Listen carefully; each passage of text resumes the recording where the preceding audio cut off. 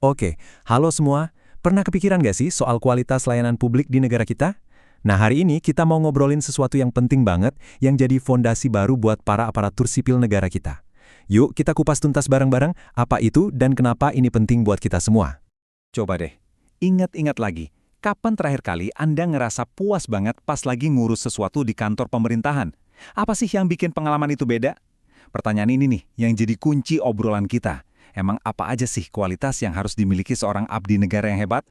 Dan ternyata, pemerintah kita punya jawaban yang jelas loh. Di tahun 2021 diluncurkan sebuah kode etik baru.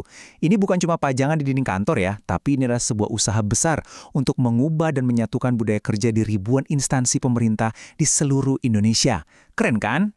Dan inilah dia jagoannya, berakhlak. Yep, ini adalah singkatan, sebuah akronim yang dirancang jadi kompas, jadi panduan buat jutaan ASN di seluruh negeri. Biar seragam gitu pola pikir dan perilakunya. Nah, sekarang ayo kita bedah satu persatu, huruf per hurufnya. Oke, kita mulai dari dua pilar utamanya ya. Ini adalah fondasi dari kepercayaan kita sebagai masyarakat, yaitu pelayanan dan akuntabilitas. Tanpa dua hal ini, wah, sistemnya bisa goyang. Yang pertama, berorientasi pelayanan. Ini bukan cuma soal ngerjain tugas, tapi soal mindset. Fokusnya itu digeser dari yang tadinya yang penting kerjaan beres, jadi yang penting masyarakat puas. Beda banget kan rasanya? Terus prakteknya gimana? Ya ini, artinya mereka harus benar-benar dengerin, harus ramah, cepat tanggap, dan ngasih solusi. Nggak cuma itu, harus terus cari cara biar layanannya makin baik. Contoh gampangnya gini deh, bukan cuma nerima laporan jalan rusak terus didiemin, tapi proaktif langsung koordinasi cari solusi sebelum masalahnya makin parah. Nah, itu baru pelayanan prima. Selanjutnya, akuntabel. Jadi ASN itu kan artinya dapat amanah ya, dapat kepercayaan dari kita semua, dari publik. Nah, nilai ini tuh soal gimana caranya mereka memegang teguh amanah itu. Integritasnya harus nomor 1, nggak bisa ditawar-tawar. Nah, yang keren dari sini adalah akuntabilitas itu dipecah jadi tindakan yang nyata. Harus jujur, disiplin, dan yang paling penting, nggak boleh menyalahgunakan wewenang. Coba bayangin deh, setiap lembar kertas atau bensin yang pakai uang rakyat, itu benar-benar dipakai buat kepentingan kita. Jadi intinya, tanggung jawabnya harus penuh.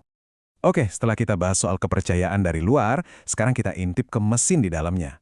Apa yang bikin organisasi itu jalan? Tentunya pertumbuhan tiap individu dan suasana tim yang harmonis.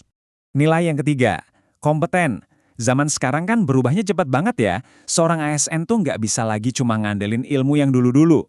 Mereka harus mau jadi pembelajar seumur hidup. Biar apa? Biar relevan dan bisa jawab tantangan zaman. Nah, kompetensi ini ada dua sisi penting. Pertama, ya kemauan buat upgrade diri sendiri, ikut pelatihan ini itu misalnya. Terus yang kedua, dan ini nggak kalah penting, adalah mau bantu temennya buat belajar juga. Jadi bukan pinter sendirian, tapi bikin satu tim jadi pinter bareng-bareng. Solid kan? Berikutnya, harmonis. Tim yang hebat itu nggak bakal bisa kerja bagus kalau isinya berantem terus kan. Nah, nilai ini menekankan betapa pentingnya saling peduli dan saling menghargai satu sama lain. Perilaku harmonis ini jadi dasarnya kolaborasi.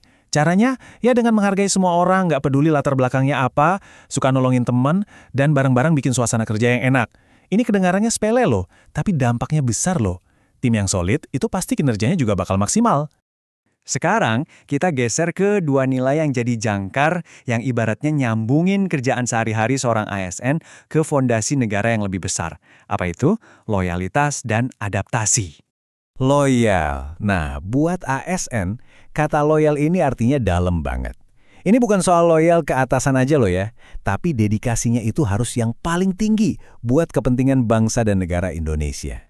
Gimana cara nunjukinnya? Ya dengan pegang teguh Pancasila dan UUD 1945, jaga nama baik institusi, dan ini nih yang krusial, jaga rahasia negara. Jadi setiap tindakan mereka, sekecil apapun, harus mencerminkan dedikasi ini. Berikutnya, adaptif. Wah, ini mungkin salah satu nilai yang paling penting di zaman sekarang. Pemerintah tuh nggak bisa lagi kaku. Harus lincah, inovatif, dan proaktif ngadepin perubahan. Kuncinya itu ya inovasi dan kreativitas. Punya mentalitas anti-gaptek gitu lah. Contoh paling gampangnya, ya pas ASN mulai pakai layanan digital. Mereka nggak ngelihat itu sebagai ancaman, tapi justru sebagai alat buat melayani kita semua jadi lebih cepat dan efisien. Dan akhirnya, kita sampai di nilai pamungkas, nilai yang menyatukan semua yang tadi kita bahas. Ini kayak boosternya gitu, yang bikin semua tujuan bisa tercapai bareng-bareng. Kolaboratif. Udah bukan zamannya lagi kerja sendiri-sendiri di kotak masing-masing. Tantangan-tantangan besar itu cuma bisa diselesaikan kalau kita kerja bareng, bersinergi. Jadi, 1+1 hasilnya bukan 2, tapi bisa 3, 4, atau lebih. Dan lihat deh perilaku kuncinya, ngasih kesempatan buat banyak pihak ikut berkontribusi dan terbuka buat kerjasama. Ini artinya bukan cuma antar pemerintah aja, tapi juga ngajak komunitas, para ahli, bahkan swasta. Ini tuh intinya gotong royong di zaman modern. Jadi, inilah rangkuman lengkapnya. Berorientasi pelayanan, akuntabel, kompeten, harmonis, loyal, adaptif, dan kolaboratif. 7 nilai yang jadi satu dalam akronim berakhlak. Semuanya saling nyambung dan saling menguatkan. Dan ujung-ujungnya, semua ini dirangkum dalam satu tagline yang kuat. Bangga melayani bangsa. Jadi, 7 nilai ini bukan cuma sekedar aturan, tapi jadi cara buat menumbuhkan rasa bangga yang tulus dalam melayani negara. Ini adalah janji baru untuk kita semua, rakyat Indonesia. Nah, sebagai penutup, saya mau kasih satu pertanyaan buat kita renungkan bareng-bareng. Coba deh bayangkan, kalau setiap kali kita berurusan dengan layanan publik, dari bikin KTP, ngurus izin, sampai ke layanan kesehatan, semuanya benar-benar mencerminkan 7 nilai ini, perubahan kayak apa ya yang bakal kita rasain di lingkungan kita? Coba deh, dipikirin.